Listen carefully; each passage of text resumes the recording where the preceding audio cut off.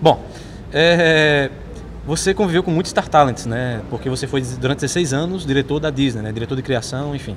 Eu queria que você explicasse um pouco o que, é que exatamente significa ser um diretor de criação e dentro dos Star Talents que você conviveu, você pode destacar algum que você olha assim, porra, esse cara, ele deveria ser só do dublador ou nasceu para fazer isso também? As minhas atribuições na época, dentro dessa área, eram absolutamente todas relacionadas à dublagem. Então tudo que existia no Brasil com relação à dublagem era responsabilidade minha. Agora falar de, cara, porque assim, é o que eu sempre digo, Nathan, ator é ator. A dublagem é uma das vertentes da profissão do ator. O que você precisa fazer bem e administrar bem é a técnica. Você tem que adquirir uma grande técnica naquilo que você faz. Assim como você tem que ter uma técnica para o teatro, uma para a televisão, uma para o cinema, que são veículos diferentes, com linguagens diferentes, e você tem que adaptar a sua emoção e a sua interpretação àquela determinada técnica.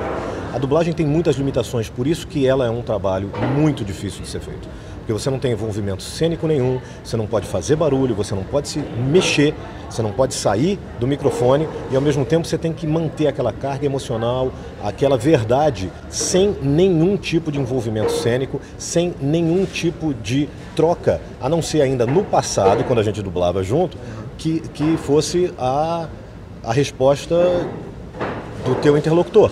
Hoje em dia nem isso você tem. Então por isso é um trabalho de uma dificuldade imensa para o ator, um desafio imenso para o ator.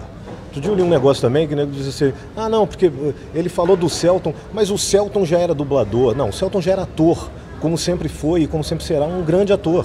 E claro, ele foi fazer dublagem e fez bem porque é um grande ator. E um cara preocupado com o seu trabalho em todas as vertentes. Onde ele for fazer alguma coisa, ele vai fazer com a preocupação de fazer bem feito. Então ele tem isso, ele prima por isso. Essa é uma das qualidades que ele tem e essa exatamente é uma marca que ele deixa impressa aí para a carreira dele, para a vida profissional dele e ponto. Então dizer assim, ah, porque o cara já dublava antes, ué, tudo bem. E se não tivesse dublado? Daniel Filho já dublou antes e também fez Carros comigo, mas dublou antes de eu nascer. Né? Hugo Carvana, Tony Ramos, Lima Duarte, muita gente militou na dublagem, ou seja, usou a dublagem para ganhar dinheiro também, como a televisão, como o teatro e tal, porque a vida de ator é essa, é você pular para cá e para lá, e cinema também, e tentar sobreviver. E era muito mais difícil, porque não havia nenhuma glamorização do meio. Então, hoje em dia há uma glamorização que traz mais gente, algumas pessoas ficam incomodadas com isso, a mim não incomoda nem um pouco.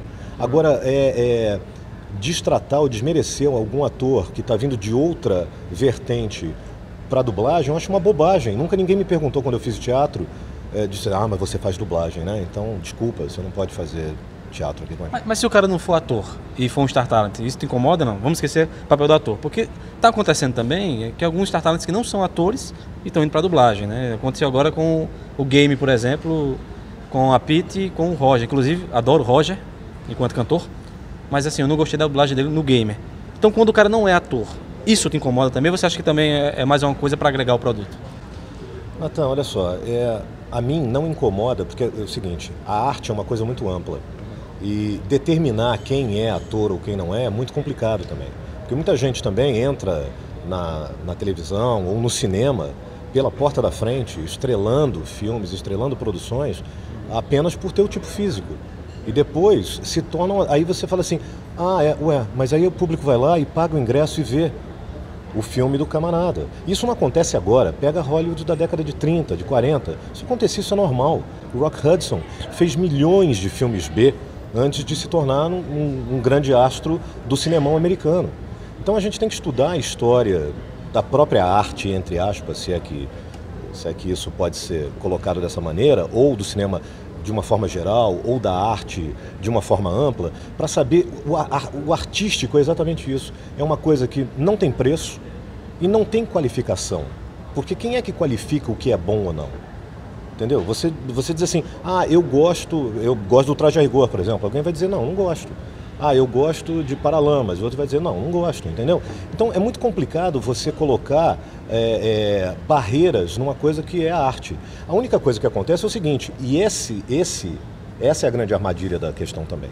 quando grandes corporações se colocam para fazer um esquema de tentar angariar mais fundos com um determinado tipo de ação, esse tiro pode sair pela culatra. E se sai pela culatra, a responsabilidade é da empresa que tomou aquela decisão, não do artista. O artista é um apaixonado como você, entendeu? Porque eu tenho certeza, eu conheço pouco o Roger, mas eu sei, por exemplo, que ele ficou amarradão de fazer o trabalho. Se você fosse chamado para fazer um trabalho desse, você não faria? Sim. Agora, se você é dirigido ou não, entendeu? Se você tem ou não a responsabilidade de fazer aquilo acontecer da forma que você gostaria que fosse o melhor, isso é uma outra questão. E outra coisa que eu vou te dizer, eu tenho o jogo que o Roger fez, tá? Porque eu sou gamer, eu gosto de alguns games e eu tenho esse jogo porque eu gosto do jogo. E assim, eu gosto. Aí você vê, é porque eu gosto do Roger? Pô, pode até ser, mas não é, eu diria pra você que não. Sabe o que eu vi ali? Porque eu vou te dizer por dois motivos.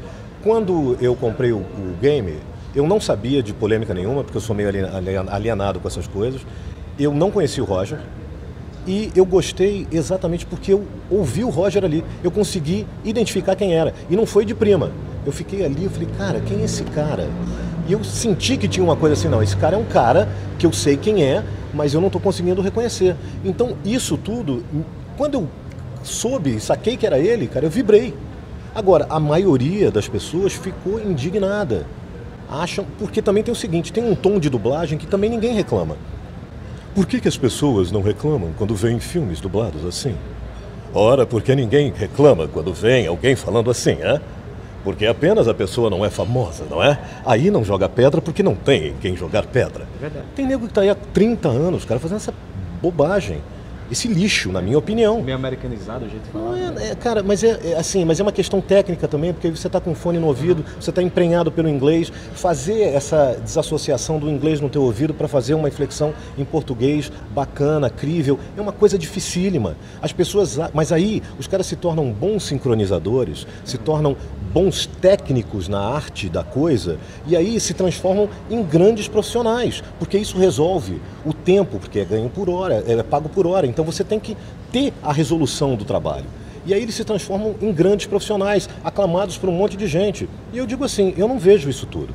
Eu não desrespeito o trabalho deles, veja bem. São profissionais de qualidade, que merecem meu respeito e tal. Mas se vamos falar de arte e de gostar ou não, tem muita coisa que eu não gosto também. Engraçado que eu não vejo ninguém reclamar disso. Nem os próprios dubladores ou atores que estão dublando reclamam disso. Não dão pedrada num colega que está ali há 20, 30 anos fazendo um trabalho mecanizado. Então, cara, você entende como isso é relativo? Eu acho que é o seguinte, é fácil sempre criticar. Criticar é uma coisa muito fácil, fazer é muito mais difícil. E só quem faz é que sabe a dificuldade de fazer. Mas parece que algumas pessoas que começaram já há algum tempo esquecem que já começaram, que eu já vi, por exemplo, do lado na bancada fazendo muito trabalho ruim. E hoje em dia arrotam uma grandeza que não deveriam, não é por nada, não é por humildade, não, é por inteligência. É por saber que todos nós temos uma estrada que alguém pode criticar. Eu tenho certeza que tem um monte de gente que não deve gostar do meu trabalho ou de mim, e tudo bem. Porque é aí que eu te falo, não é problema meu, é problema da pessoa. Eu não estou interessado nessas pessoas, entendeu? Elas que tenham o tempo dedicado a falar o que quiserem de mim, se é que elas têm tempo para perder com isso, entendeu? O meu tempo eu dedico para cultivar os meus amigos e as pessoas queridas.